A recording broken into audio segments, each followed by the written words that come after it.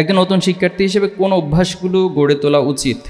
আচ্ছা, বিশ্ববিদ্যালয়ের নতুন শিক্ষার্থী হিসেবে অভ্যাসের মধ্যে যেমন আমি যদি বলি, সকালবেলা আপনি ঘুম থেকে আগে উঠবেন, আগে উঠে ফজরের নামাজ পড়বেন, এরপরে হচ্ছে আপনি একটু হাঁটাহাঁটি করবেন, কোরআন তেলাওয়াত করবেন, এরপরে আপনার যদি ক্লাসের বিষয় থাকে ক্লাসের পড়াশোনা অধ্যয়ন করবেন, ক্লাসের জন্য প্রস্তুতি গ্রহণ করবেন, ক্লাসে যাবেন, এরপরে বিকালবেলা এসে খাওয়া দাওয়া করে হয়তো একটু রেস্ট নেবেন, এরপরে সন্ধ্যাবেলা আবার পড়াশোনা করবেন। এভাবে করে আপনার মৌলিক যে বিষয়গুলো, এক্ষেত্রে সবচেয়ে বেশি প্রায়োরিটি দিবেন হচ্ছে early to bed early to rise.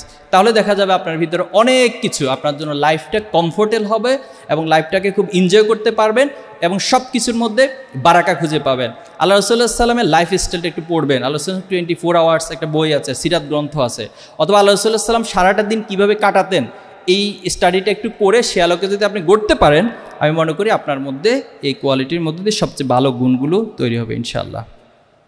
ভারতীয় আধিপত্যবাদ নিয়ে কোশ্চেন করেছেন। ভারতীয় তাদের যে নেচার, এই নেচারটাই হচ্ছে তারা বাংলাদেশকে সবসময় একটা আধিপত্যবাদ, একটা হেজিমোনিক্যাল জায়গা থেকে বাংলাদেশকে তারা ডিল করেছে।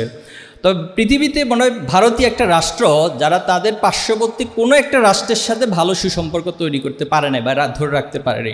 এটা সবচেয়ে বড় একটা ব্যর্থতা ভারতের, তাদের ফরেন পলিসির ব্যর্থতা। তো এজন্য বাংলাদেশে তারা যে পলিসি 71 বা তার আগের থেকে নিয়েছে, অথবা দীর্ঘদিন যাবৎ এখানে আমরা যেটা দেখেছি, এরপরে এখানে যারা নেতৃত্ব দিয়েছে তারা বলেছে যে ভারতকে আমরা এমনভাবে দিয়েছি যে তারা কোনোদিন সেটা ভুলবে না। এ জাতীয় অনেক ইস্যু ছিল। এরপরে আমাদের আবরার ফাহাদ যে ফিগার, তার যে শাহাদাতের ঘটনা, সেখানেও তিনি আধিপত্যবাদের বিরুদ্ধে কথা বলেছেন, প্রতিবাদ করেছেন, এজন্য তাকে নির্মমভাবে হত্যা করা হয়েছে। বাট আমরা 5ই আগস্টের পরে দেখেছি যে যখন হাসিনা পালিয়ে গেল অথবা তার পতন হলো, তখন পার্শ্ববর্তী রাষ্ট্র তারা বিভিন্ন প্রোপাগান্ডা ছড়াতে লাগলো এবং তারা এখানে উপস্থাপন করতে লাগলো তাদের মিডিয়াগুলোতে যে এখানে মৌলবাদের উত্থান হচ্ছে, এখানে যারা সংখ্যাগুরু রয়েছে অথবা যারা অন্যান্য ধর্মাবলম্বী হয়েছে তাদের উপর হামলা করা হচ্ছে, তাদের বাড়িঘর গুড়িয়ে দেওয়া হচ্ছে, তাদের ধর্মীয় উপাসনালয়কে ধ্বংস করে দেওয়া হচ্ছে।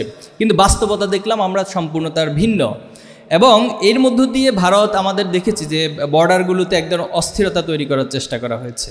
তা আপনারা মনে রাখবেন, হয়তো খেয়াল আছে আপনাদের, আমরা উত্তরবঙ্গে দেখেছি বেশ কিছু জায়গায় আমাদের যারা কৃষক ছিল, আমাদের যারা গ্রামের সাধারণ মানুষ ছিল, তারা তাদের যে ব্যবহার্য জিনিসপত্র, কোদাল, এরপরে কুড়াল, আমরা দেখেছি যে ভারতীয় বাহিনীর যে আধিপত্যবাদের যে কার্যক্রম, সেটার বিরুদ্ধে তারা এই কুড়াল নিয়ে এবং লাঠি নিয়ে নেমে গিয়েছে। এবং এরপরে দেখেছি আলহামদুলিল্লাহ আমরা এখন বর্ডারে একটা পজিশন বা একটা শান্ত অবস্থা বিরাজ করছে।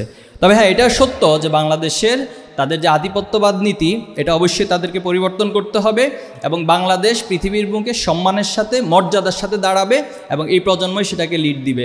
এবং যারাই বাংলাদেশের সাথে সম্পর্ক তৈরি করতে আসবে তাদেরকে অবশ্যই ডিপ্লোমেসির যে এথিক্যাল ক্রাইটেরিয়া রয়েছে সেটা মেনটেন করতে হবে এবং অবশ্যই সম্মানের সাথে সে সম্পর্ক রক্ষা করতে হবে। পরবর্তী সরকার যদি শিবিরের উপর পূর্ববর্তী সরকারের মতো স্ট্যান্স নেয় তাহলে প্রতিরোধ কীভাবে করবেন?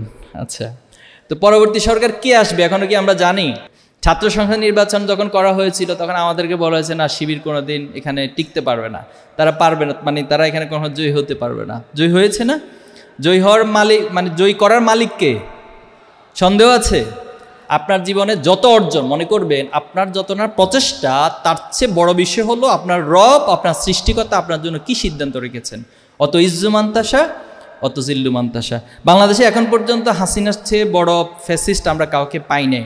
তা হাসিনার মতো ফ্যাসিস্টকে যদি আমরা বাংলাদেশ থেকে পতন করে পালাতে বাধ্য করতে পারি, তাহলে আশা করি ভবিষ্যতেও কেউ ফ্যাসিস্ট হতে চাইবে না, আর চাইলেও তার পরিণতি হাসিনার চেয়ে ভালো হবে না, খারাপ হবে? আরও খারাপ হবে ইনশাআল্লাহ।